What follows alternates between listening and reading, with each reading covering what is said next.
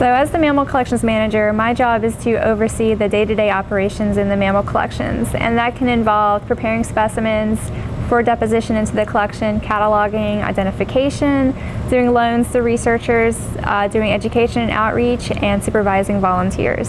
And we serve as a very important repository for those specimens for researchers and for government officials to be able to monitor those populations across time. The Florida Museum has a large collection of Florida panthers and manatees and other endangered species from the state.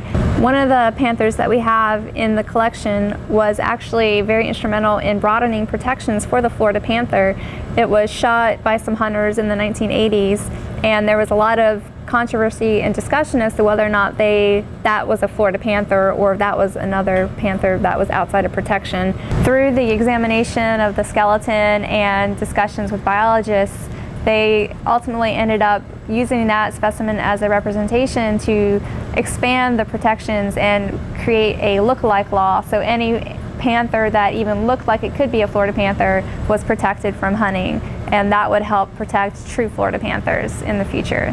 There's a misconception that most of our endangered species were purposefully taken from the wild and brought to the museum, and the reality is most of our endangered species came to us either through death by natural causes, they were roadkills, or they were accidental deaths in the wild.